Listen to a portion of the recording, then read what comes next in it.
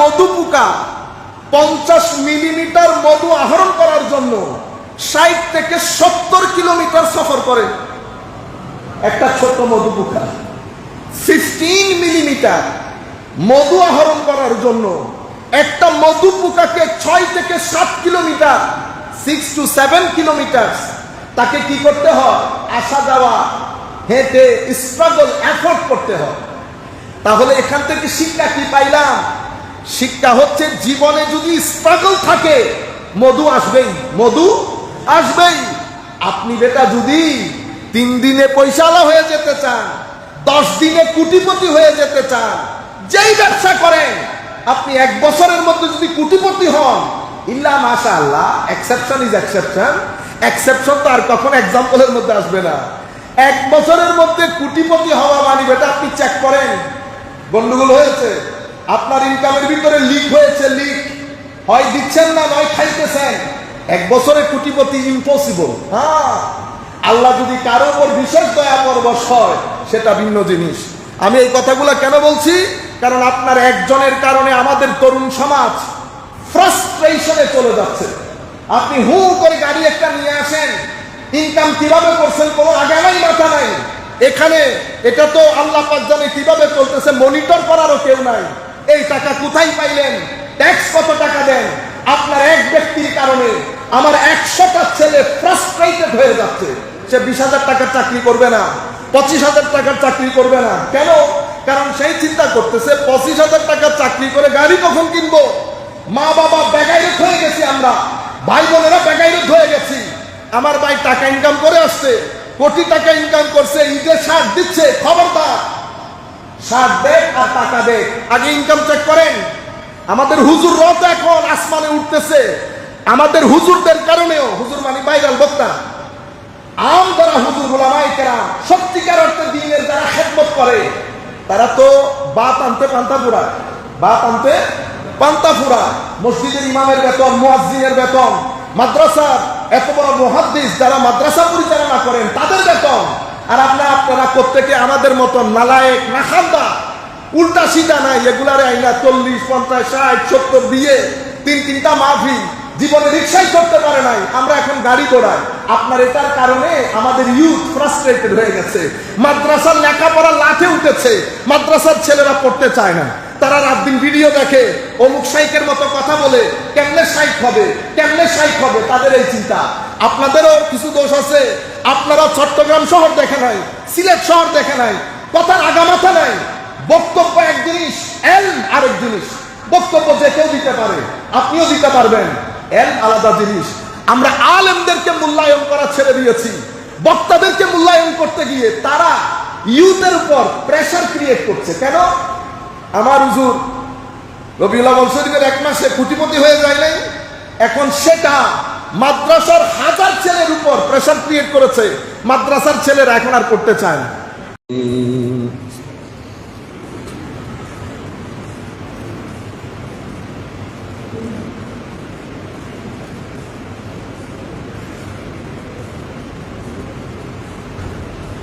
أعوذ بالله من الشيطان الرجيم.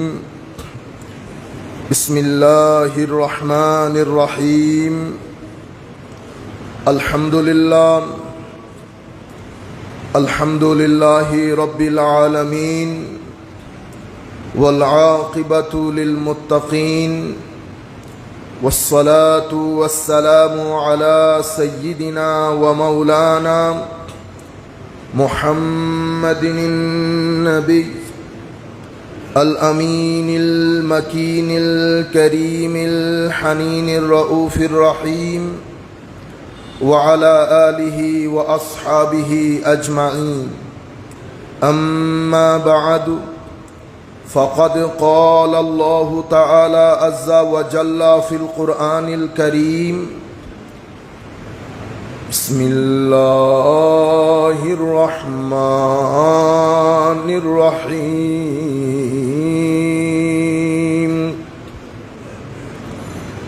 إن الله وملائكته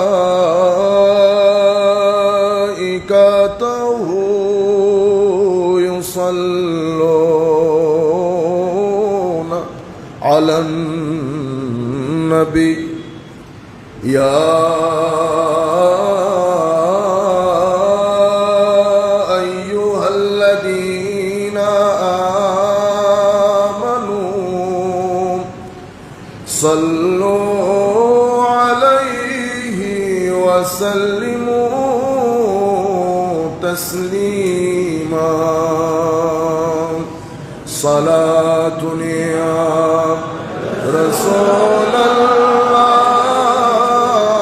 عليكم سلام يا حبيب الله عليكم صلاة يا رسول الله عليكم سلام अलैकुम तेरी नस्ल पाक में है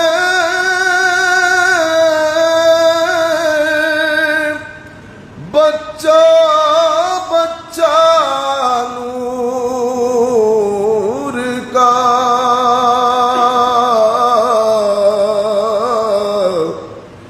तू है आईने नूर तेरा सब घराना नूर का सलातुन या रसूल अल्लाह अलैकुम सलाम या हबीब अल्लाह अलैकुम हुवल हबीबुल लदी तुरजा शफाअतुहु लिकुल्लि हौलिन मिनल अहवाल मुक़तहमी सलातुन या रसूल अल्लाह सलाम या हबीब अल्लाह अलैकुम अल्लाहुम्मा सल्ले अला मौलाना मुहम्मद व अला आलि सय्यिदिना मौलाना मुहम्मद जब आगे हैं जोश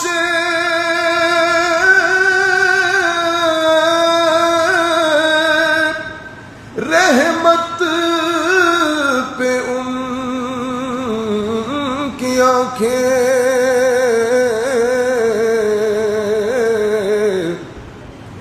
जलते बुझा दिए हैं रोते हंसा दिए हैं अल्लाहुम्मा सल्ले अला सय्यिदिना मौलाना मुहम्मद व अला आलि सय्यिदिना मौलाना मुहम्मद बिस्मिल्लाहिर रहमानिर रहीम अहसिबन नासु अन युत्रकू अन यक़ूलू आमन्ना वहुम ला युफ्तनून वलक़द फ़तन्ना अल्लज़ीना मिन क़ब्लिहिम फ़लियअलमन्ना अल्लाहु अल्लज़ीना सदक़ू वलियअलमन्ना अल-काज़िबीन सदक़ल्लाहु मौलाना अल-अज़ीम व सदक़ रसूलुहु नबियुल हबीबुल करीम व नहनु अला ज़ालिका लमिन अश-शाहिदीन व शाकिरीन रब्बिस सल्लि व सल्लिम व बारिक अलैहि। उपस्थित চট্টগ্রামের ঐতিহ্যবাহী এই মসজিদে উপস্থিত সম্মানিত মুসল্লিয়ানে কেরাম, বিশেষ করে অত্র মসজিদের সম্মানিত ইমাম, খতিব এবং মুয়াজ্জিন মহোদয়, মসজিদের খাদিমবৃন্দ, অনলাইনের মাধ্যমে যারা যেখান থেকে বসে আমাদেরকে দেখছেন অথবা আমাদের আলোচনা পরবর্তীতে শুনবেন, বিশেষ করে ঘরে বসে যে সমস্ত মা বোনেরা শুনছেন, আমরা সকলের প্রতি সশ্রদ্ধ সালাম রেখে আমাদের আজকের আলোচনা শুরু করছি। আসসালামু আলাইকুম ওয়া রাহমাতুল্লাহি তাআলা ওয়া বারাকাতুহু। আমাদের জুমার সময় যেহেতু সংক্ষিপ্ত থাকে, আমরা এই সংক্ষিপ্ত পরিসরে আল্লাহ যদি তৌফিক দান করেন একটা নির্দিষ্ট বিষয়ের উপর চেষ্টা করব, মাওলা যতটুকুন তৌফিক দান করেন, যতটুকুন আমার নবীর নেক নজর হয়। যে বিষয়ে কথা বলবো সেটা হবে ফিতনা।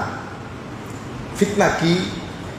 আমরা এমনিতে তো সবাই বলি, 24/7 বলি ফিতনা। আমরা ফিতনার মধ্যে, ফিতনার সময় আমরা জানার চেষ্টা করব ফিতনা জিনিসটা কি, ফিতনা কেন হয়, ফিতনার বৈশিষ্ট্য কি, ফিতনা থেকে বাঁচার উপায় কি। জিনিসটা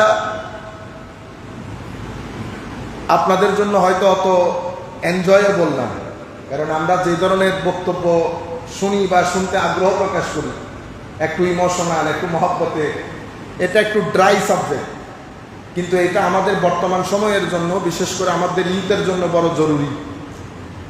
সম্মানিত উপস্থিতি, পবিত্র কোরআনের মধ্যে আল্লাহ রাব্বুল আলামিন ইরশাদ করছেন, আহাসিবান নাস আন ইউতরাকু আন ইয়াকুলু আমান্না ওয়া হুম লা ইফতানুন।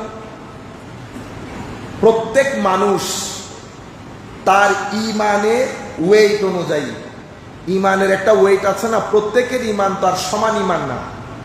প্রত্যেক ব্যক্তি যেই যতটুকু ঈমানের অধিকারী, যার ঈমানের ওয়েট যত বেশি, মাওলাই করিম আল্লাহর সুন্নত, আল্লাহর গ্রামার, আল্লাহর নিয়ম নীতি হচ্ছে মাওলাই করিম তাকে ততটুকু বাজিয়ে দেখেন, ততটুকু বাজিয়ে দেখেন।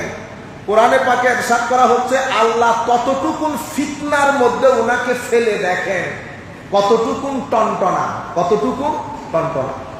এমনিতে আমরা যে শব্দ ব্যবহার করি ফিতনা, ফিতনার অর্থ স্বাভাবিকভাবে হয় পরীক্ষা। তো ফিতনার অর্থ যদি আল ইমতিহান ওয়াল ইখতিবার, যদি পরীক্ষা হয়, টেস্ট হয়, তাইলে আয়াতের অর্থ হবে আমি মানুষকে এটা মনে করছে যে সেই ঈমান আনবে, কিন্তু আমি তাকে পরীক্ষা করব না, না আমি তাকে পরীক্ষা করব। প্রত্যেকে যার যার ঈমান অনুযায়ী পরীক্ষার সম্মুখীন হবে। ইতপূর্বেও আমি পরীক্ষা করেছি। কেন মাওলা? আমি দেখতে চাই তোমাদের মধ্যে টনটনাকে, তোমাদের মধ্যে সত্যবাদীকে, মিথ্যাবাদীকে। এটা পরীক্ষা করার জন্য আমি প্রত্যেকে according to the state of his belief, according to the state of his ঈমান, আই মাস্ট টেস্ট হিম।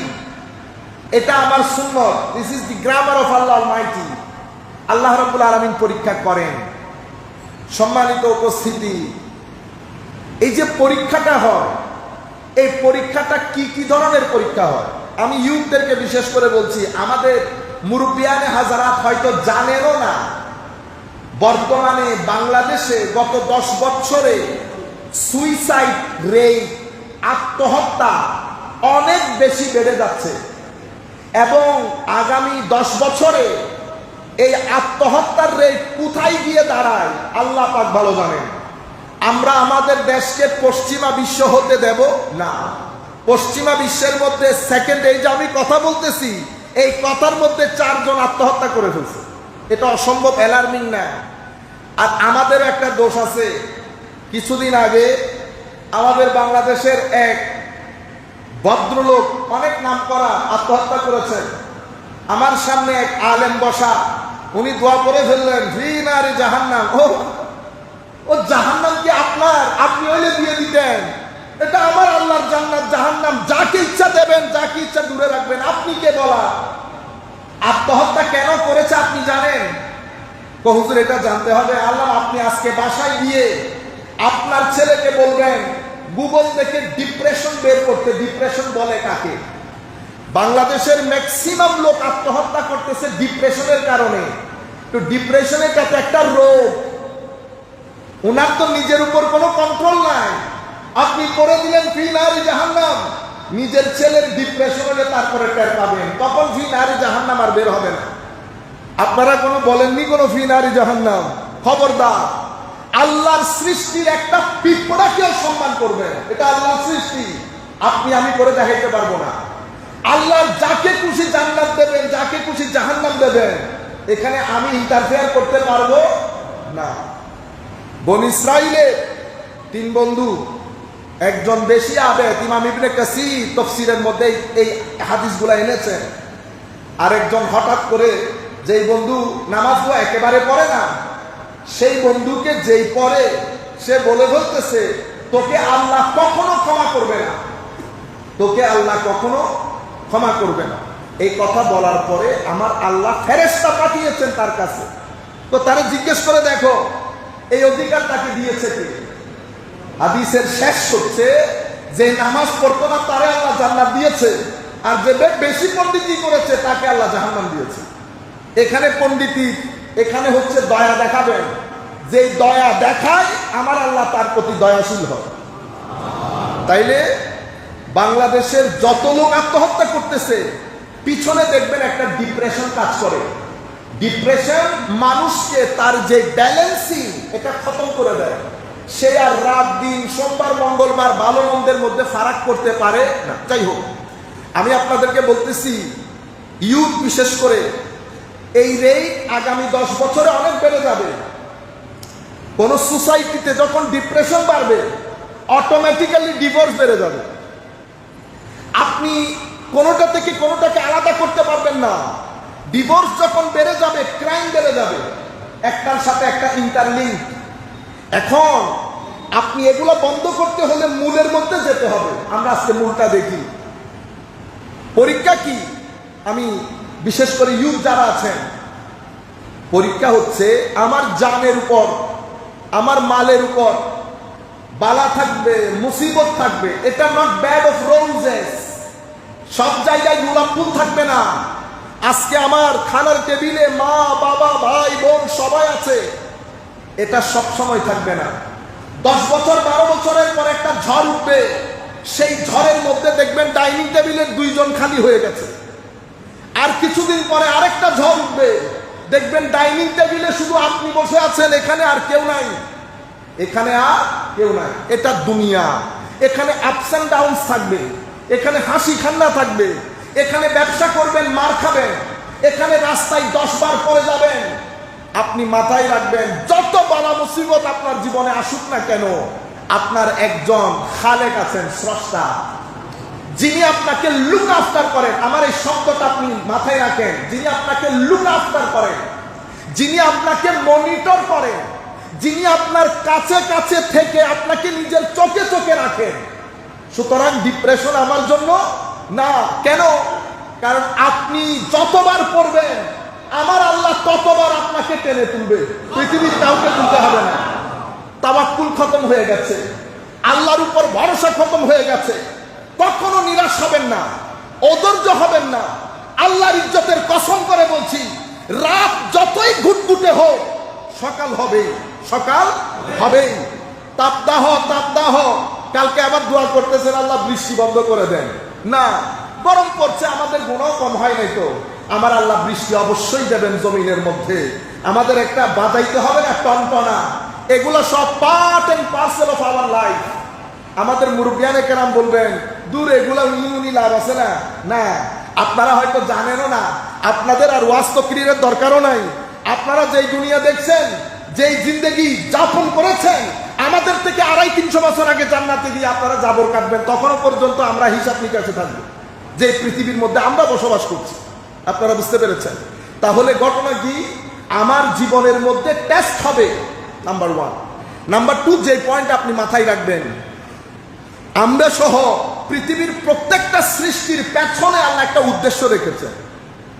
আমি আপনাদের জন্য জিনিসটা ইন্টারেস্টিং হবে, সময় যদিও অনেক কম, তবেও আমি চাই জিনিসটা আপনারা জানেন। যেই ব্যক্তি, যেই সৃষ্টিকে আল্লাহ যার উদ্দেশ্যকে মহান করেছেন, তার লাইফ স্টাইলও আল্লাহ উন্নত মানের করেছেন। যেমন মধু পোকা, পবিত্র কোরআনে মধু পোকার নামে একটা সূরা আছে, নাই? সূরা নাহল। এই সূরার মধ্যে দেখেন, মধু পোকা যেই পরিমাণ স্ট্রাগল করে আপনি আমি কল্পনাও করতে পারবো না। একটা মধু পোকা 50 মিলিমিটার মধু আহরণ করার জন্য 60 থেকে 70 কিলোমিটার সফর করে। একটা ছোট মধু পোকা 15 মিলিমিটার মধু আহরণ করার জন্য একটা মধু পোকাকে 6 থেকে 7 কিলোমিটার 6 to 7 কিলোমিটার তাকে কি করতে হয়? আসা যাওয়া, হেঁটে, স্ট্রাগল, এফোর্ট করতে হয়। তাহলে এখান থেকে শিক্ষা কি পাইলাম? শিক্ষা হচ্ছে জীবনে যদি স্ট্রাগল থাকে মধু আসবেই, মধু আসবেই। আপনি বেটা যদি 3 দিনে পয়সাওয়ালা হয়ে যেতে চান, 10 দিনে কোটিপতি হয়ে যেতে চান, যেই ব্যবসা করেন আপনি 1 বছরের মধ্যে যদি কোটিপতি হন, ইল্লা মাশাআল্লাহ, এক্সেপশন ইজ এক্সেপশন, এক্সেপশন তো আর কখন এক্সাম্পলের মধ্যে আসবে না। 1 বছরের মধ্যে কোটিপতি হওয়া মানে বেটা আপনি চেক করেন গন্ডগোল হয়েছে, আপনার ইনকামের ভিতরে লিক হয়েছে, লিক হয় দিচ্ছেন না, নয় খাইতেছেন। 1 বছরে কোটিপতি ইম্পসিবল। হ্যাঁ, আল্লাহ যদি কারো উপর বিশেষ দয়া পরবশ হয় সেটা ভিন্ন জিনিস। আমি এই কথাগুলো কেন বলছি? কারণ আপনার একজনের কারণে আমাদের তরুণ সমাজ ফ্রাস্ট্রেশনে চলে যাচ্ছে। আপনি হু করে গাড়ি একটা নিয়ে আসেন, ইনকাম কিভাবে করছেন কোনো আগে নাই, মাথা নাই। এখানে এটা তো আল্লাহ পাক জানে কিভাবে চলতেছে, মনিটর করারও কেউ নাই। এই টাকা কোথায় পাইলেন, ট্যাক্স কত টাকা দেন? আপনার এক ব্যক্তির কারণে আমার 100টা ছেলে ফ্রাস্ট্রেটেড হয়ে যাচ্ছে। সে 20,000 টাকার চাকরি করবে না, 25,000 টাকার চাকরি করবে না। কেন? কারণ সেই চিন্তা করতেছে 25,000 টাকার চাকরি করে গাড়ি কখন কিনবো। মা বাবা বেগাইরত হয়ে গেছি, আমরা ভাই বোনেরা বেগাইরত হয়ে গেছি।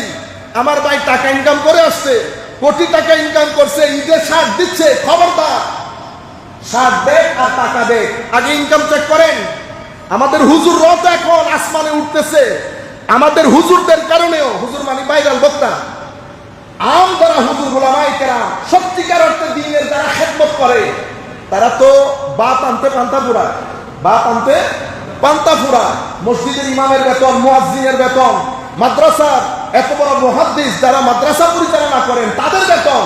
আর আপনারা প্রত্যেকে আমাদের মতন নালায়েক, নাখান্দা, উল্টা সিধা নাই, এগুলারে আইনা 40, 50, 60, 70 দিয়ে 3-3টা মাহফিল, জীবনে রিক্সাই করতে পারে নাই, আমরা এখন গাড়ি দৌড়াই। আপনার এটার কারণে আমাদের ইউথ ফ্রাস্ট্রেটেড হয়ে গেছে। মাদ্রাসার লেখাপড়া লাঠে উঠেছে, মাদ্রাসার ছেলেরা পড়তে চায় না। তারা রাত দিন ভিডিও দেখে, অমুক শাইখের মতো কথা বলে, কেমনে শাইখ হবে, কেমনে শাইখ হবে, তাদের এই চিন্তা। আপনাদেরও কিছু দোষ আছে। আপনারা চট্টগ্রাম শহর দেখে নাই, সিলেট শহর দেখে নাই, কথার আগামাথা নাই। বক্তব্য এক জিনিস, এলম আরেক জিনিস। বক্তব্য যে কেউ দিতে পারে, আপনিও দিতে পারবেন, এলম আলাদা জিনিস। আমরা আলেমদেরকে মূল্যায়ন করা ছেড়ে দিয়েছি। বক্তাদেরকে মূল্যায়ন করতে গিয়ে তারা ইউথের উপর প্রেসার ক্রিয়েট করছে। কেন? আমার হুজুর রবিউল আউয়াল শরীফের 1 মাসে কোটিপতি হয়ে যায় নাই, এখন সেটা মাদ্রাসার 1000 ছেলের উপর প্রেসার ক্রিয়েট করেছে। মাদ্রাসার ছেলেরা এখন আর করতে চায় না। রাত্রে ভিডিও দেখে শুধু, অমুক শাইখের মতো কেমনে কথা বলবে, কাপড় কেমনে পরবে, লেখাপড়া লাফে উঠছে। সমাজের এই অসঙ্গতিগুলা আমাদের ছেলেদের মধ্যে ফ্রাস্ট্রেশন এবং ডিপ্রেশনের হার দিন দিন বাড়িয়ে দিচ্ছে। আল্লাহ রাব্বুল আলামিন আমাদেরকে হেফাজত করুন। বলতে যেটা চেয়েছিলাম, মধু পোকা স্ট্রাগল করতে হয়। স্ট্রাগল ছাড়া যদি টাকা আসে, সেই টাকা আপনাকে শান্তি দেবে না, আপনার শান্তি কেড়ে নেবে। আচ্ছা, মধু পোকাকে মধু আহরণ করতে দিয়েছে, লম্বা কথা, আমি সহজ করে আপনাদেরকে বলছি। আমার আল্লাহ বলছেন, এই মধু ফিহি শিফাউল লিন্নাস, এই মধুর মধ্যে মানুষের সমস্ত রোগে নিরাময় নিহিত আছে। যত রোগ। এক ব্যক্তি এসে বলতেছেন, ইয়া রাসূলুল্লাহ আমার ছেলের পেট ব্যথা, তো মধু খাওয়াও। আবার আয়েশা বলতেছি, ইয়া রাসূলুল্লাহ পেট ব্যথা বেড়ে গেছে, তো মধু খাওয়াও। তো ইয়া রাসূলুল্লাহ আরো বেড়ে গেছে, কোনা কি বেড়ে গেছে? আল্লাহর কালাম কখনো অসত্য হইতে পারে না। তোমার ছেলের পেট মিথ্যা বলতে পারবে, আল্লাহর কালাম অসত্য হইতে পারে না। আবার আল্লাহ বলেছেন ফিহি শিফাউল লিন্নাস, এখানে মানুষের আরোগ্য আছে। আরেকবার আয়েশা বলতেছে, হুজুর ঠিক হয়ে গেছে, হুজুর ঠিক হয়ে। এই জন্য উলামা মাশায়েখ বলতেছে, যেই কোনো রোগ হবে, যেই ব্যক্তি, মুরব্বীরা, আমাদের মুরব্বীরা করেন, আমরা ছেড়ে দিয়েছি। অনেক মুরব্বী সকালবেলা উঠে হাতে মধু নিয়ে, কিছু কালা জিরা নিয়ে খেয়ে ফেলে না, এটা অনেক রোগ থেকে আপনাদেরকে কি দেয়? নিরাময় দান করে, এলাচ, চিকিৎসা, হিলিং দেয়। তাহলে মধু পোকার মধুর মধ্যে হিলিং আছে। সেই কারণে আমার আল্লাহ মধু পোকাকে কি বলেছে জানেন? তো মধু, তুমি যেখানে সেখানে বসতে পারবা না। মাসিরে বলে নাই তুই যেখানে সেখানে বসবি না, এই কথা মাসিকে বলে নাই, কিন্তু মধু পোকাকে বলছে। মধুরে বলছে তুই যেখানে সেখানে ঘর বানাবি না। তো ঘর কোথায় বানাবো? তো তুই ঘর বানাইতে পারবি তিন জায়গায়, হয় পাহাড়ে, নতুবা গাছের চূড়ায়, নতুবা ছাদে, সবকিছু উপরে। কারণ তুই উপরের জিনিস, নিচে নামবি না। খাবো কি? তো কুলির মিন কুল্লিস সামারাত, অর্থাৎ পরিষ্কার পরিচ্ছন্ন পবিত্র জিনিসে মুখ লাগাবি, যেটাই সেটাই নিজের মুখ বসিয়ে দিস না। এটা আল্লাহ মধু পোকাকে বলতেছেন। তো মধু পোকার হাল যদি এটা হয়, আবার কি বলে? তো এরপরে চলাফেরার সময় তোমার যে নেভিগেশন সিস্টেম, যেখানে চলাফেরা করবা, খবরদার ভদ্রতার সাথে, ডিসিপ্লিনের সাথে। মধু পোকাকে কয়টা কমান্ডমেন্ট দিয়েছে? এখন এখানে আমাদের জন্য শিক্ষা আছে না? মধু তো মধু পোকা, আমরা কি? তো আমরা আশরাফুল মখলুকাত। তো আশরাফুল মখলুকাতের জন্য এবার ডাইরেকশনটা কি হবে? মধু পোকাকে বলতেছে চিন্তা উপরে রাখার জন্য, আমি চিন্তা করি কিসে? নিচে। মধু পোকাকে বলতেছে যেখানে সেখানে মুখ লাগাইস না। আমরা তো পারলে অনেক জায়গা থেকে টাকা উঠাই খায়া ফেলি, ঠিক না? হালাল হারাম প্রত্যেক জায়গায়। আমি রেস্টুরেন্ট ব্যবসা করি, তো আপনি বাসার মধ্যে কি এই ডিজেল টাইপের তেলগুলা খাবেন? পরোটা আপনি ভাজতে ভাজতে ভাজতে তেলকে ডিজেল বানাইছেন। এরপরে যদি আপনি কাবা শরীফে আস্তর করে লটকে থাকেন, আমার আল্লাহ কি আপনাকে রহমত করবে? আপনি মানুষ ঠকিয়ে বাংলাদেশে শুধু সব বাদ দেন, কাজের লোক আছে না? কাজের লোকের সুখ সুখ আছে না?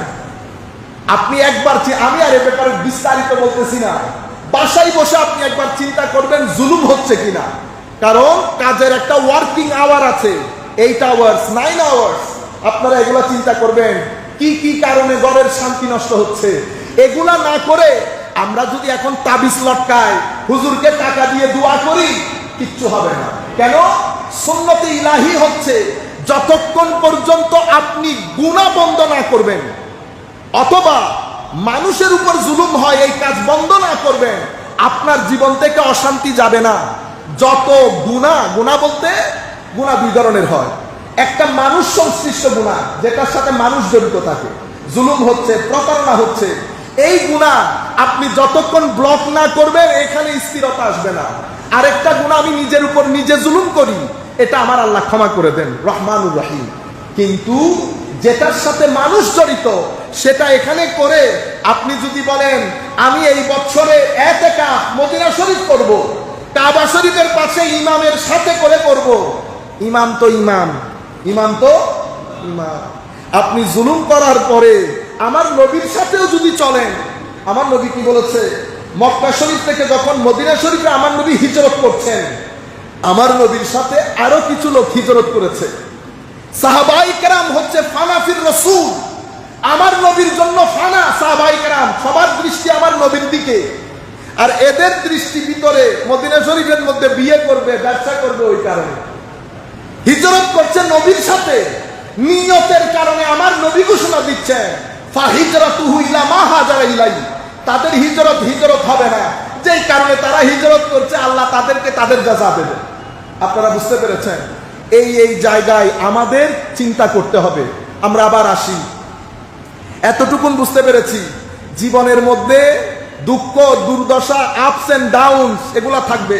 এটা পার্ট অফ লাইফ, এটা ফিতনা। এটা ছাড়া আমরা এই পৃথিবীর নদী পার হতে পারবো না। তবে এই অবস্থার মধ্যে মাথায় রাখবেন, মালিক ও মাওলা যাকে আমরা স্মরণ করি না। আমরা তো এখন এত বড় বড় ইন্টেলেকচুয়াল হয়ে গেছি, এত বড় বড় আধুনিক জ্ঞান বিজ্ঞানী হয়ে গেছি, আমরা এখন আল্লাহ সেকেন্ডারি।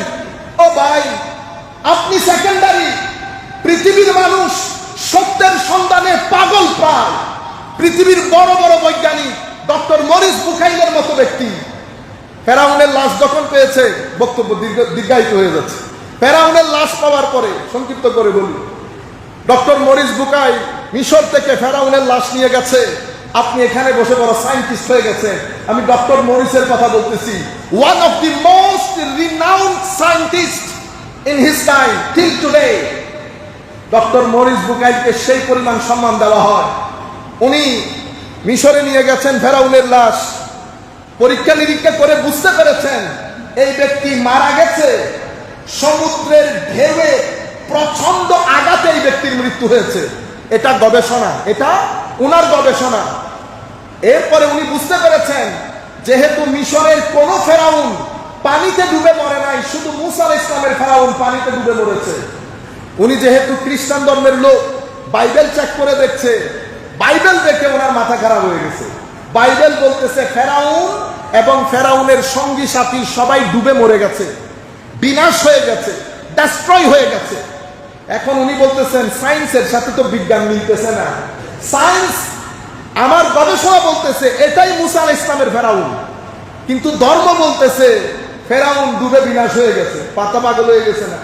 এই কথা উনি সৌদি আরবের রিয়াদে তৎকালীন একটা কনফারেন্সের মধ্যে আর্টিকেল পেপারগুলো পড়তেছেন। সেখানে একজন স্কলার বলেছেন দাঁড়িয়ে, স্যার আমি আপনাকে একটু কারেক্ট করি। কি কারেকশন?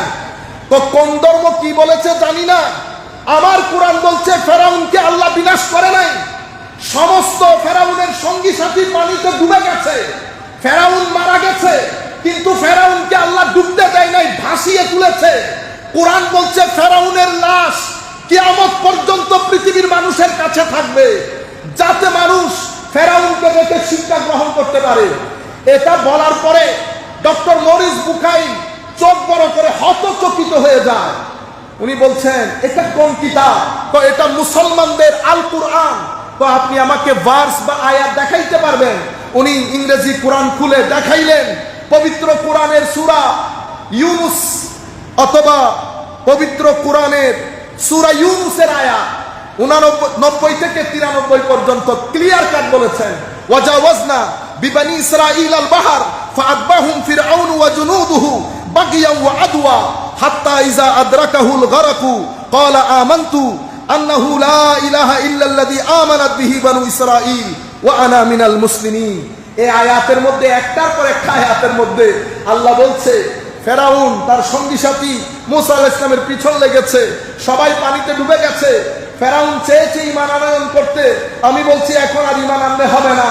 তখন আল্লাহ তৃতীয় আয়াতের মধ্যে বলছেন আলিয়াউমা ফালিয়াউমা নুনাজ্জিকা বিবাদানিকা লিতাকুনা লিমান খালফাকা আয়া। আজকে আমি তোমার শরীরকে সংরক্ষণ করলাম যেন পরবর্তীতে আগত মানুষের জন্য তুমি শিক্ষা হও।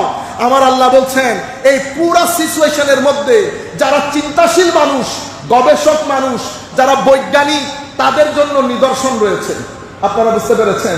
এই কথা শোনার পরে ডক্টর মরিসের মতো মানুষ, আপনি তো হুমায়ুন আজাদ সাহেবের 2-1টা বই পড়েছেন, আরুজ আলী মাতুব্বরের 2-4টা বই পড়েছেন, আপনি কি একটা সংগঠন করেছেন কোরআনের মতো কিতাবকে, যেই কিতাব পৃথিবীর হিস্ট্রি পরিবর্তন করে দিয়েছে, যেই কিতাব যেই পড়েছে হয় ইসলাম গ্রহণ করেছে নতুবা বলতে বাধ্য হয়েছে এটা কোনো মানুষের লেখা কিতাব হতে পারে না। সেই কোরআন আমরা ঘরের মধ্যে ফেলে রাখি। বাংলাদেশে 90% মুসলমান কোরআন বুঝা তো দূরের কথা, পড়তেই পারি না, কোরআন পড়তেই পারি না। আল্লাহর আসমান ভেঙে যে আমাদের উপর পড়তেছে না, এটা তো আল্লাহর বড় দয়া, আল্লাহর বড় দয়া। 23 বছর আমার নবী বিছানায় পিঠ লাগাইতে পারে নাই। কোরআনের আয়াত নাজিল হয়, নবী কোরআনকে পৃথিবীর আনাচে কানাচে পৌঁছিয়ে দেওয়ার জন্য। নবী নিজেও ঘুমান নাই, সাহাবায়ে কেরামকে ঘুমাইতে দেন নাই। সেই নবীর উম্মত হয়ে ফিতনা ছাড়া, ফাসাদ ছাড়া, হিংসা ছাড়া, বিদ্বেষ ছাড়া আমরা আর বাংলার জমিন অন্য কিছু করতে পারছি? ডক্টর মরিস মুসার জমিনের ফেরাউনকে পৃথিবীবাসীর সামনে তুলে ধরে হাজার মানুষকে ইসলাম কবুল করার পথ সুগম করছে। আর আমরা কি নিজের রাতে বিছানায় পিঠ লাগিয়ে চিন্তা করবেন? নবীর দরবারে যদি হাজির হয় আমার নবী আমার থেকে মুখ লুকিয়ে ফেলবেন না আমাকে দেখে মুস্কি হাসি দেবেন? প্রত্যেকের মনিটর, কেউ কাউকে বলতে হয় না, আমরা আমাদেরকে মনিটর করে দেখব। এখানে কেউ বড় কেউ ছোট, মনে রাখবেন উদ্দেশ্য একটা, যাত্রা একটা, রাস্তা একটা, নেভিগেশন একটা, ডেস্টিনেশন একটা। আমরা চলে যাব, কবরে উঠবো, অতঃপর হাসরে উঠবো। এটা আমাদের আসল জায়গা। আমরা কিছু দুনিয়া, কিছু টাকা পয়সা, লোভ, লালসা সবকিছু আমাদেরকে আখিরাত ভুলিয়ে দিয়েছে, কবর ভুলিয়ে দিয়েছে। তরুণ প্রজন্মকে দেখলে বোঝাই যায় না তারা আসলে মুসলমান কিনা, তারা এখানে কেন এসেছে। তাদের 24 ঘন্টার জীবনের মধ্যে আমার আল্লাহ নাই, রসুল নাই। কখনো আমার নবীর বিরহে কারো চোখ ভিজেছে? বাংলার জমিনে এমন ইউথের সংখ্যা কমে যাচ্ছে। একদিকে দিন মুছে যায়, আরেকদিকে আমাদের কিছু তরুণ আমাদেরকে নতুন ধর্ম শিখাইতে আসে। মসজিদগুলোর মধ্যে ফিতনার বাজার গরম, ফাসাদের বাজার গরম। আমরা কর কান মুছাইতে পারি না। আমার নবী বলছে জ্ঞান উঠে যাবে, জাহেলদের দুনিয়া হবে, মূর্খরা বসে ফতোয়া দেবে। সেই জমানা আসে নাই? এই এই এই সমস্তগুলো আমাদের জন্য একটা ফিতনার কারণ হয়েছে। আমরা একজন সুন্নত পালন করি, করে কি মনে করি উঠে যাদ দে, ঠিক ন মানে হ্যাঁ বাপ ইবে মরি গেলে সুজা যান না, তুই মরি গেলে হরদে বুঝে হদিব দিন তো সুন্নত আছে না। চোখ বন্ধ করার পর দেখা যাবে আল্লাহর কোর্টের মধ্যে কে দামি আর কে দামি না। ডক্টর আল্লামা ইকবাল, আমি আল্লামা বলতেছি না, এখন প্রত্যেকে বলে না, হাশমি সাহেব হুজুর বলেন নাই ডক্টর আল্লামা, দাড়ি ছিল, দাড়ি ছিল, কিন্তু প্রত্যেকেই বলছেন আল্লামা। কেন? কারণ হাইট ওই ধরনের ছিল। আমরা মুসলমানরা, আমি শুধু আপনাদেরকে গবেষণাগুলোর কথা বলছি। আমাদের এখানে কিছু লোক ফিতনাগুলা কিভাবে হচ্ছে দেখেন। এখানে ম্যাটেরিয়াল ফিলোসফি, বিজ্ঞান, দুনিয়াদারি, সেকুলারাইজেশন সবকিছু মিলে আমাদের ছেলেদের ভিতরে আল্লাহর প্রতি বিশ্বাস, আল্লাহ ওই পুরা বিষয়টা আস্তে আস্তে মুছে দিয়ে লা ইলাহা ইল্লাল্লাহর উপর তাকে ফিতনার মধ্যে ফেলে দিয়েছে। সে চেষ্টা করে ফেরত আসছে, কিন্তু তার ভিতরে হয় আদৌ কোনো দরকার আছে? আচ্ছা থাকলে থাকলো, কিন্তু পুরা জীবনের মধ্যে লা ইলাহা ইল্লাল্লাহর কোনো প্রভাব তার ভিতরে নাই। এটা হচ্ছে আধুনিক দুনিয়া আমাদেরকে ফিতনার মধ্যে ফেলেছে। এরপরে মুহাম্মদুর রাসূলুল্লাহ সাল্লাল্লাহু আলাইহি ওয়াসাল্লাম, মুহাম্মদুর রাসূলুল্লাহ এই ফিতনার মধ্যে আমাদের মুসলমানদের মধ্যে, আমাদের মুসলমানদের মধ্যে নবী অমুক, নবীর মা বাবা এরকম, নবী এত উপরের না একটু নিচে। ও কেউ বলতেছে কিয়ামতের দিন নবীও জানে না নবীর কি হবে, ওতেই বড় লোকটাই জানে। বুঝতে পেরেছেন? ছেলেরা ইউটিউব, ফেসবুক, মেসেঞ্জার যখনই দেখে কথাই গুলাই আসে, আল্লাহর হাত আছে, পা আছে, আল্লাহ এরকম, নবী এরকম, ওলি বলে কোনো কিছু নাই, পারলে মাজার ভেঙে দিতাম। আপনারা বুঝতে পেরেছেন? আমাদের ছেলেরা এখন কি বলে, কোনটা বিশ্বাস করবো? আপনারা বুঝতে পেরেছেন? এটা আকীদার ফিতনা, এটা আকীদার। আমি পরীক্ষার মধ্যে পড়ে গেছি। এর পরবর্তীতে আমলের ফিতনা। একে তো আমল করিই না, কারণ যখন ম্যাটেরিয়াল সোসাইটি হয়, আল্লাহ রাব্বুল আলামিন থেকে আপনার বিশ্বাসের যে গ্রিপ সেটা যখন একটু একটু করে লুজ হয়, তো মানুষ আস্তে আস্তে আমল বিমুখ হয়ে যায়। তোর মধ্যে আবার আমলের মধ্যে এসে আমাদের কিছু ভাই মসজিদের কোণার মধ্যে বসে আমিন জোরে বলবো, হাত এমনি তুলবো, এটা বেদাত, এটা শিরক, তারাবি করবো না, শবে বরাত নাই, অমুক সমুক বলি না। ফিতনা হয়ে গেল না? ছেলে আসতেছে মসজিদের মধ্যে, বন্ধুর সাথে দেখা, মানে বেগাইরতির একটা সীমা থাকে, বেগাইরতির। হাশমি সাহেব হুজুরের মতো ব্যক্তি শবে বরাত পালন করতে পারলো, আপনি বেটা 2 টাকা পুঁটি মাছ। আমাদের মতো লোক, আপনি চিন্তা করে দেখেন তো, আমার নবী বলছে জ্ঞান উঠে যাবে ফিতনার, আমাদের জন্য জ্ঞান উঠে যাবে। তো জ্ঞান কেমনে উঠবে? খুব বড় বড় আলেম দুনিয়া থেকে চলে যাবে, জ্ঞানও উঠে যাবে। পরে কি হবে? মূর্খের হাতে ধর্ম চলে যাবে, যেভাবে গেছে এখন। তো মূর্খ সে না জেনে ফতোয়াবাজি করবে। ঠিক আমার নবী মনে হয় যেন বর্তমান পৃথিবীকে আমাদের সামনে স্কেচ করে পাঠাচ্ছে যে মূর্খ না জেনে ফতোয়া দেবে। আপনারা বুঝতে পেরেছেন? এটা আমাদেরকে ফিতনার মধ্যে ফেলে দেবে।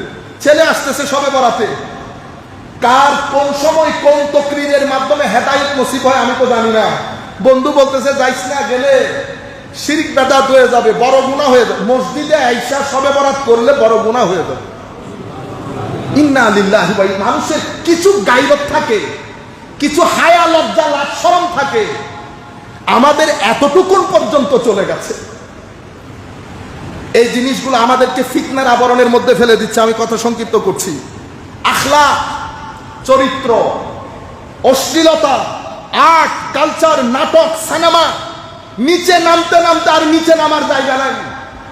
আমরা নামাজ দোয়া পড়ি, কিন্তু ফেসবুক, টুইটার এই সমস্ত জিনিস অন করে সাথে সাথে আমার ইমানের নূর যেটা আমরা ইনকাম করি সেটাকে ড্যামেজ করে যাচ্ছে।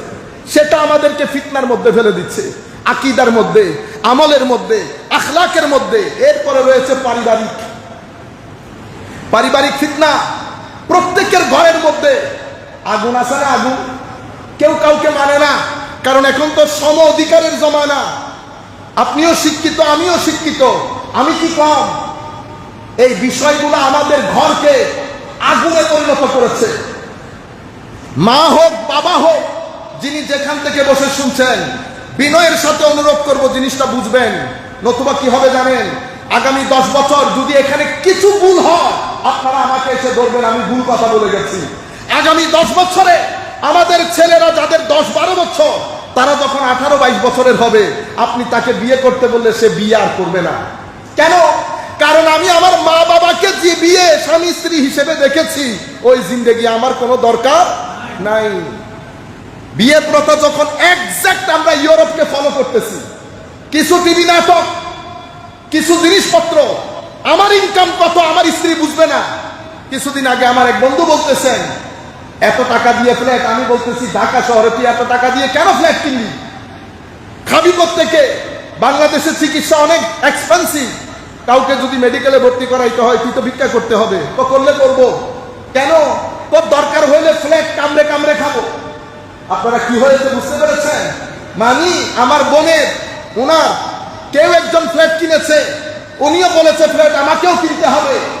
এটা জাহান্নামের রাস্তা সুগম করতেছে। আপনারা এই কাজগুলা করে ঘরের মধ্যে শান্তি বিনষ্ট করে দিয়েছে। নাই দিন যতই স্মার্ট হন কোনো লাভ নাই। আমার নবীর দিন বাদে, নামাজ বাদে, তিলাওয়াতে কোরআন বাদে, জিক্রে ইলাহি বাদ দিয়ে আপনি আল্লাহর দরবারের মধ্যে শান্তিতে জীবন যাপন করবেন, ই মহালাস, এটা অসম্ভব। যতই স্মার্ট হন, যারা আপনাদের সমাজে পারফেকশনিস্ট হিসেবে পরিচিত, এক ব্যক্তি পারিবারিকভাবে শৃঙ্খলাপূর্ণ জীবন যাপন করে না, আমরা তাদেরকে আমাদের সমাজের মডেল বানিয়ে দিয়েছি। সম্মানিত উপস্থিতি, এই জায়গাগুলো থেকে আমাদেরকে যদি ফেরত না আসি, মা বোনেরা আমরা মিলে পরিবারের মধ্যে যদি শান্তি প্রতিষ্ঠা করতে আমরা ব্যর্থ হই, আগামী 10 থেকে 15 বছরের মধ্যে বাংলাদেশের ছেলেরা মেয়েরা ইউরোপ কান্ট্রির মতো আর বিয়ে করতে চাইবে না। বিয়ে করব শান্তির জন্য। বিয়ে যদি আগুনের গোলা হয়, ছেলে যদি ঘরে ফিরতে না চায়, আর মেয়ে যদি হাজবেন্ড ফেরত আসবে এই ভয়ে দিন যাপন করে, এই জীবনের কোনো দরকার আছে? আমাদের 10-15 বছর পিছনে চলে গেলে হায় হায় কি অবিডিয়েন্স স্বামী স্ত্রীর মধ্যে, সেটা 15 বছরের মধ্যে মাথা খেয়েছে। এটা আমাদের ফিতনার কারণ হয়েছে। সামাজিকভাবে ডিপ্রেশন আমাদের মহামারী হয়ে যাচ্ছে। ছেলেরা আর ফুটবল খেলা খায়, প্রত্যেকদিন মাইরও খায়, গরত মাইর, পরিবারের এলাকার বাইরে দিয়ে জেডাই নদুরে বাসুকে লই ইউথ তুনি স্কুলে তাই সিদি সার হলে মাইলে তো উস করে, উজুর হলে মাইলে উস করে না, ইবারে দৈর্যতে দরাত মারে দে। এতগুলো মাইর খাওয়ার পরেও আমাদের জীবনে আমরা কখনো বলি নাই বোরিং লাগতেছে। প্রত্যেকটা ছেলের মুখে 10 থেকে 15 বছরের ছেলে বলে বোরিং লাগতেছে। এটা খতরনাক।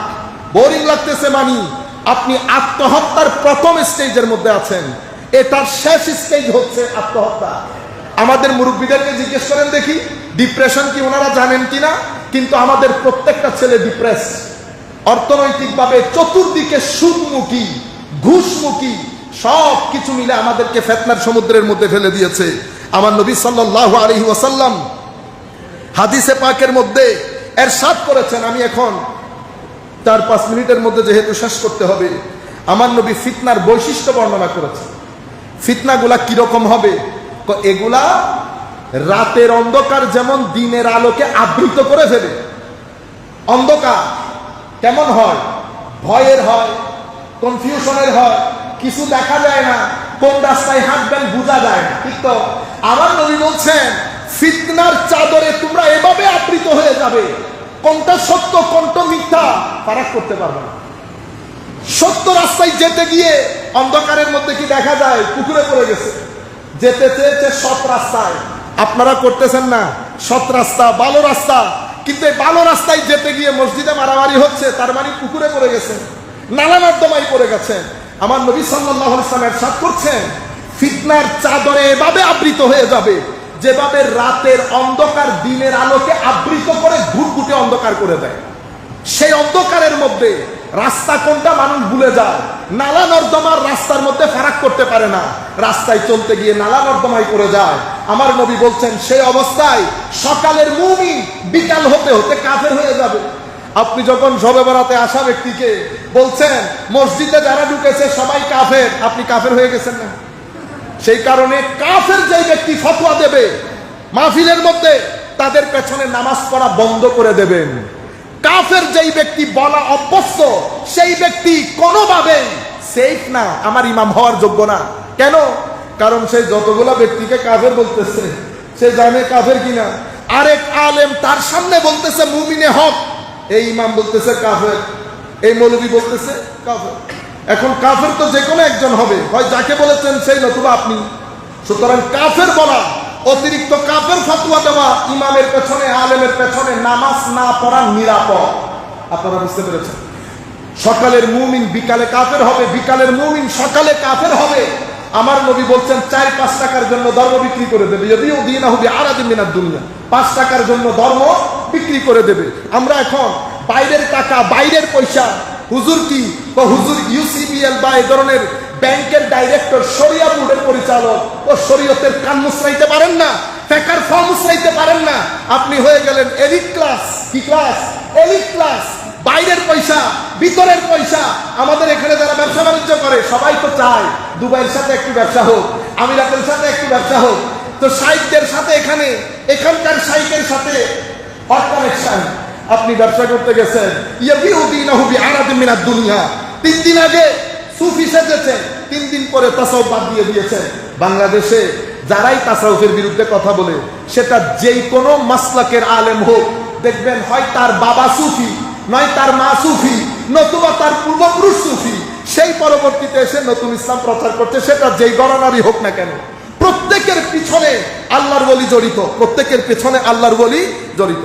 বাংলাদেশের একজন বড় টাকাওয়ালা, ওনার বাবা প্রফেসর আব্দুল খালেক রহমতুল্লাহ আলাইহি, যাকে ব্রাহ্মণবাড়িয়ার জমিনের কুতুব বলা হয়, যার সংস্পর্শে এসে শত শত লোক আল্লাহর ওলি হয়েছেন, এমন বড় আজিম আল্লাহর ওলি প্রফেসর আব্দুল খালেক রহমতুল্লাহ আলাইহি, ওনার দরবারে ইনার বাবা সহ 4 জন ছিলেন। আপনারা ছিলেন, আমি নাম বলবো না। বাংলাদেশের মানে one of the most renowned businessman. আমি এই যারা আপনারা এই ভিডিও টিভি এগুলা বানান, এগুলো আবার কাট করে আপনার ভিডিওর মধ্যে দেবেন। আপনারা কিছু জায়গার মধ্যে রেসপন্সিবল হবেন। শুধু ভিউ বাড়ানোর দরকার নাই, এটা দ্বীনি জিম্মাদারি।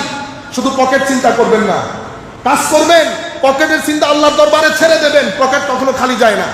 সম্মানিত উপস্থিতি, তো উলামায়ে উনি আল্লাহর ওলি বলতেছেন, দেখি তোমরা কিছু একটা চাও।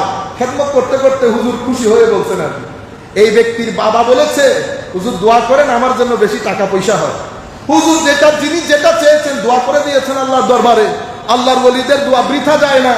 তো যিনি টাকা চেয়েছেন, ওনার ছেলে বর্তমানে one of the most renowned businessman, যার দুয়াতে টাকাওয়ালা, উনি এখন আইসা আমাদেরকে আরেক ধর্ম শিখায়। কি শিখায়? ধর্ম আরেকটা, সুফিয়াই কেরাম অমুক সমুক কিছু মানে না উনি। আমি এই জন্য বলছি, সমস্ত ঘরানার লোক প্রত্যেকের পেছনে আল্লাহর ওলি জড়িত আছে, আল্লাহর ওলি জড়িত আছে। সম্মানিত উপস্থিতি, আমার নবী বলেছেন কিছু টাকার জন্য দিন বিক্রি করে দেবে। দ্বিতীয় হচ্ছে আমার নবী বলেছেন ফিতনা কিরকম হবে। 120 কিলোমিটার ব্যাগে যখন বাতাস চলে সবকিছু ড্যামেজ হয়ে যায় না, তো ফিতনা এত কঠিন হবে, মানুষের ঈমান আমল আখলাকের জমিন ড্যামেজ হয়ে যাবে। আমার নবী ইরশাদ করেছেন, তৃতীয় যে জিনিস বলেছেন, তো ফিতনা 2019 তো 2019-এর ফিতনা এত কঠিন, মানুষ হাই হাই করবে, মানুষ মনে করবে এর চেয়ে বড় ফিতনার হবে না। তো 2020-এ যে ফিতনা আসবে, 19-এর ফিতনাকে মানুষ পানি মনে করবে। ইউরাক্কিকু বাদুহা বাদা, একটার চেয়ে একটা বড় হবে, একটার চেয়ে একটা বড় হবে। আমার নবী সাল্লাল্লাহু আলাইহি ওয়াসাল্লাম এই ফিতনাগুলা বলার পরে, এখন ফিতনা হয় কেন, আপনি ফিতনার মধ্যে পড়তেছেন কেন? প্রথম বিষয় মূর্খতা।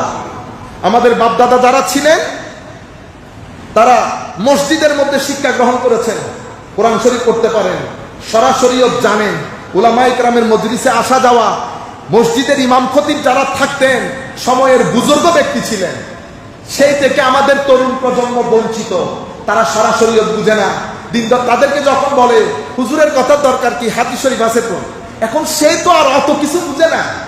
সে তো এটা বুঝতেছে না যে মেডিকেল কলেজের বই নিয়ে ঘরে পড়লে ডাক্তার হওয়া যায় না, অ্যারোনটিক্যাল ইঞ্জিনিয়ারিং এর বই ঘরে পড়লে অ্যারোনটিক্যাল ইঞ্জিনিয়ার হওয়া যায় না। এতটুকুন বুদ্ধি বিবেচনা তার ভিতরে নাই। সে তো শান্তি চাচ্ছে, সেই শর্টকাট ওয়েতে ব্যস্ত জুড়ে যায়। তার এখানে 12 রাকাতের দরকার নাই, তো 12 রাকাত জোরের নামাও আল্লাহ মাফি দিয়ে দেবে। ও ভাই, এগুলো বাজেগুলো মৌলবীদের করা, 4 রাকাত পড়লে হয়, তার জন্য সুইটেবল হয়েছে না। ওয়াও, 4 রাকাত। যদি আপনি বলেন জোহর পড়তে হয় না, মাঝে মধ্যে পড়লে হয়, সে আরো খুশি হবে, সে আরো খুশি হবে। তারাবির মধ্যে 20 ও বা 20 রাকাত বা মাফি দেবে, কোনো না, এগুলো মৌলবীদের বানানো। 8 রাকাত পড়লে হবে, ভালো লাগছে না এখন? তো 8 রাকাত ইন্না পায়না কুল হুয়াল্লাহ দিয়ে পড়লে বেশিতে 5 মিনিট। এরপরে আরেক দল আইসা বলতেছে আসলে তারাবি নাই, সে বলতেছে নাই বললে আরো ভালো, এসব নামাজ পড়ে ঘরে চলে যাবে। আপনারা বুঝতেছেন? শর্টকাট ওয়েতে আমরা এখন এত হাসল চাই না। আল জাহাল, মূর্খতা আমাদেরকে কিসের ভিতরে নিমজ্জিত করে? ফিতনার মধ্যে। এর পরবর্তীতে দ্বিতীয় বড় জিনিস যেটা হাওয়া নাফস, আমাদের ভিতর জগৎ পচে গেছে।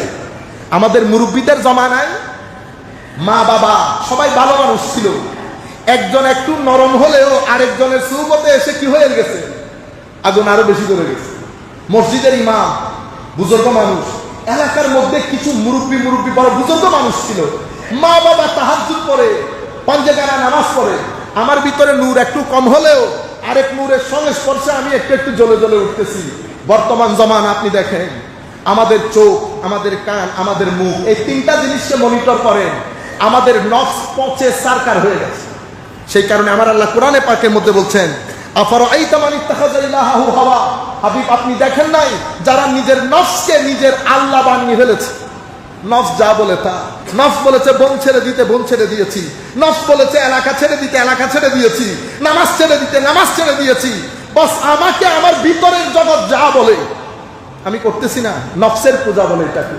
এই নফসের পূজা আমাদেরকে আল্লাহ থেকে, রসুল থেকে সরাইতে আমাদেরকে ফিতনায় নিমজ্জিত করেছে, আর বের হওয়ার সুযোগ নাই। তৃতীয় যেই জিনিস, আত্মাসাদ্দুক, গোড়ামি, আমি বাদে কেউ কিনা শুদ্ধ না। এটা আপনার মধ্যে আসলে আপনিও দুঃখে পড়ে যাবেন। আমার নবী ইরশাদ করেছেন, হালাকাল মুতানাত্তিউ, মুতাসাদ্দিদ যারা, গোড়া যারা, তারা ধ্বংসপ্রাপ্ত। আমার নবী আল্লাহ বলেছেন কোরআনে পাকের মধ্যে, আল্লাহ দ্বীনের মধ্যে কোনো বক্রতা রাখেন নাই, কৈঠিন্য রাখেন নাই। আমার নবী বলছেন, ইয়াসসিরু ওয়ালা তুআসসিরু, সহজ করো, সুন্দর করে করে কথা বলো, মানুষকে ধর্মের পথে সুন্দর পথে ডাকো। এখন আপনি যখন গোড়ামি করবেন, আমি ছাড়া কেউ নাই, আমি ছাড়া কেউ নাই, আপনি 100 থেকে 1-এ আসতে বহুত বেশি হলে 2 বছর সময় লাগবে। আপনি মানুষকে কনভিন্স করতে পারবেন না। মুতাসাদ্দিদ গোড়া ব্যক্তি কখনো এই দাওয়াত আরেকজনের কাছে পৌঁছাইতে পারে না। সেই ব্যক্তি কখনো দাওয়াতের কাজে সফল হয় না যেই ব্যক্তি নিজে বাদে কাউকে মুসলমান মনে করে না। আমার নবী মুতাসাদ্দিদ না হইতে বলেছে ইয়াসসিরু, সহজ করে দাও, ওয়ালা তুআসসিরু, দিনকে কঠিন করিও না, বাশশিরু, সুন্দর সুন্দর কথা বলো, সুসংবাদ দাও, কোনো অসুবিধা নাই, আল্লাহ মাফ করে দেবে। এখন আপনি তারে কি বলতেছেন? পরে আল্লাহ মাফ করলে দুনিয়া উল্টে যাবে। ওরে বাপ রে বাপ, এগুলো আমরা বলি, আমরা বলি। তো একজন বলতেছে তোমারে আল্লাহ মাফ করলে দুনিয়া ভেঙে পড়বে। ও আল্লাহ ফেরাউনকে পর্যন্ত মাফ করে দিত যদি শানে মুসাবির মধ্যে বেয়াদবি না হইত। আল্লাহ ফেরাউনকে মাফ করে দিত যদি মুসা আলাইহিস সালামের শানে বিয়াদবি না হইতো। নবীর শানে, ওলির শানে, উলামা মাশায়েখের শানে, মা বাবার শানে বিয়াদবি করলে তওবা নসিব হয়। আপনারা বুঝতে পেরেছেন? এই বিষয়গুলোর কারণে আমাদের এখান থেকে এই তিনটা জিনিস পাইলেন। চতুর্থ জিনিস, বহির্বিশ্বের শত্রু যারা অনেক টাকা পয়সা খরচ করে আমাদের তরুণ প্রজন্মকে দ্বীন ইসলাম থেকে দূরে রাখার জন্য। কারণ পৃথিবীব্যাপী এখন ধর্ম বিরোধী একটা সংগ্রাম চলছে। কেন? পৃথিবী চায় পৃথিবীর কোন অঞ্চলে যেন ধর্ম না থাকে, থাকলেও মানুষের ঘরে ঘরে থাকে। এটা পৃথিবীর বর্তমান মিশন, পৃথিবীর ভিশন, পৃথিবীর মুভমেন্ট। কিন্তু পৃথিবীর সমস্ত ইউথ তাদের স্ব ধর্ম ছেড়ে দিয়েছে।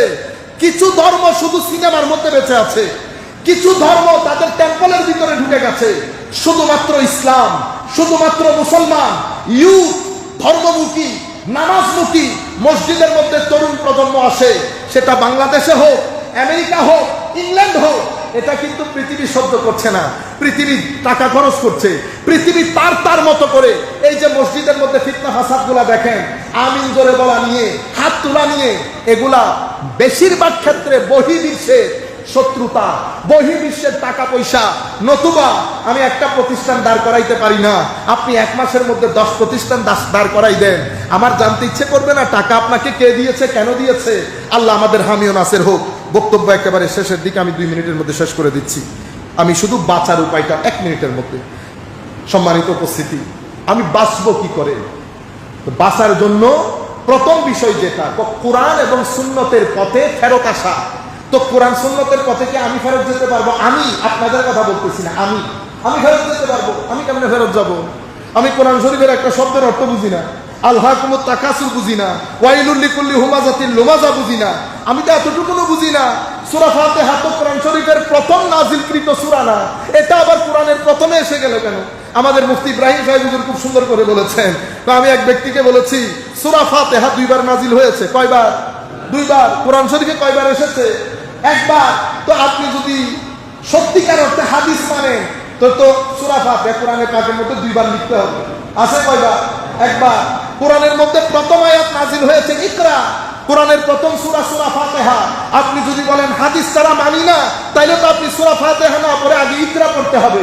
কারণ হাদিসে পাকের মধ্যে এসেছে যেটা আল্লাহর নবীর উপর প্রথম নাজিল হয়েছে সেটা ইকরা, আপনি পড়তেছেন সূরা ফাতিহা। সুতরাং আপনি যদি আমাকে বলেন কোরআন সুন্নতের দিকে ফেরত আসা, আমি পারবো না। আমি কোথায় ফেরত যাব? আমি জমিনের আলেমে রব্বানীদের কাছে আসবো জিজ্ঞেস করার জন্য। আপনারা বুঝতে পেরেছেন? আপনি না এখন বললেন আমিন জোরে আমিন আছে, ব্যাংকে ফতোয়ার জটিলতা হয়ে গেছে, আপনার কাছে আসছি, গুগল দেখে ফতোয়া দিতে পারতেছেন? আমি পারতেছি না। কার কাছে গেছি জানেন?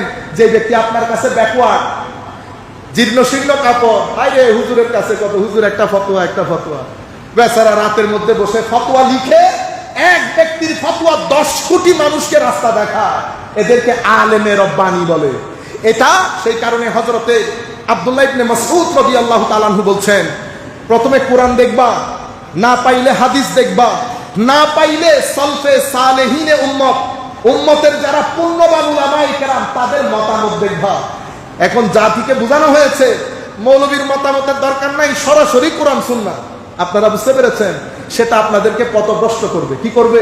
পথভ্রষ্ট করবে। সম্মানিত উপস্থিতি, আখেরি যেটা আপনাকে ফিতনা থেকে বাঁচাবে সেটা কি? সেটা হচ্ছে তাকওয়া, পরহেজগারি। মানে আমার আল্লাহ পছন্দ করেন এমন কাজ যদি আপনি করেন, অপছন্দ থেকে বেঁচে থাকেন, ভিতরে আল্লাহ একটা টর্চ লাইট দিবেন। সে টর্চ লাইটের মাধ্যমে আপনি ভালো কোনটা, মন্দ কোনটা, সত্য কোনটা, অসত্য কোনটা আপনি বের করতে পারবেন। আল্লাহ রাব্বুল আলামিন আমাদের হামি ও নাসির হোক। মাওলাই করিম আমাদেরকে কবুল করুক। তরুণদের প্রতি বিশেষ অনুরোধ, আল্লাহর ওয়াস্তে আপনারা পাঞ্জে গানা নামাজ, আমি কবর হাসরের জন্য বলতেছি না, সেটা আল্লাহ দেখবে।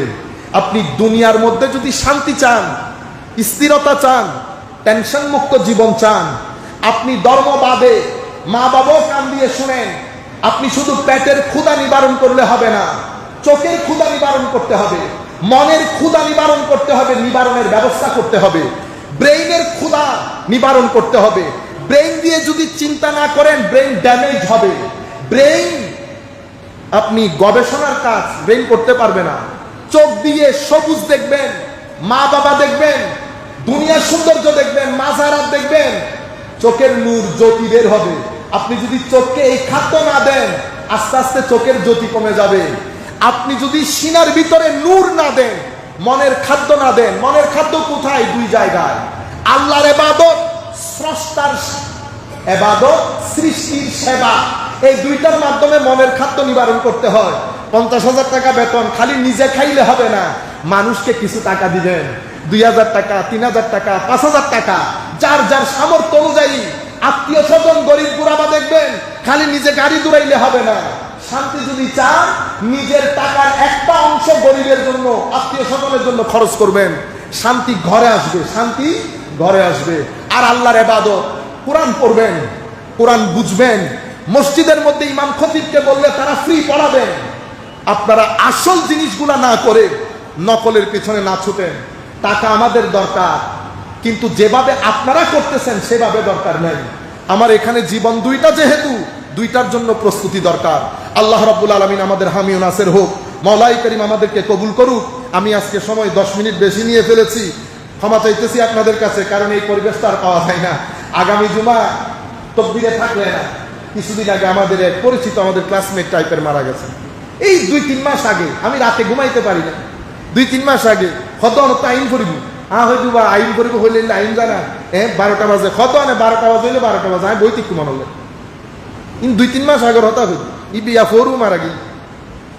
বুঝতে পেরেছেন? হায়াত মতো কোনো গালি না। আল্লাহর দরবারে বলি, আল্লাহ যেন আমাদেরকে ক্ষমা করে দেন, আল্লাহ যেন আমাদেরকে দুনিয়াতে ইজ্জত দান করেন, কবরে হাসরে আপনার প্যারা রাসূলের সাহারা দান করেন। আমাদের যারা মুরব্বিয়ানে হাজারাত আছে, তাদের ছায়া যেন আমাদের মাথার উপর দীর্ঘদিন পর্যন্ত থাকেন। জমিনের মধ্যে মুরব্বী নেয়ানে কেরামের কারণে আল্লাহর রহমত নাজিল হয়, জমিনের মধ্যে হাইওয়ানের কারণে আল্লাহর রহমত নাজিল হয়, জমিনের মধ্যে বাচ্চাদের কারণে আল্লাহর রহমত নাজিল হয়। সেই কারণে আমার নবী বলেছেন, মুরব্বীদেরকে সম্মান করবি, ছোটদেরকে আদর করবি। যারা মুরব্বীদেরকে সম্মান করে না, ছোটদেরকে আদর করে না, তারা আমার উম্মত না, তারা আমার উম্মত না। আল্লাহ রাব্বুল আলামিন আমাদেরকে বুঝার তৌফিক দান করুক। আমা আলাইনা ইল্লাল বালাগুল মুবিন। আসসালামু আলাইকুম ওয়া রাহমাতুল্লাহি তাআলা ওয়া বারাকাতুহু।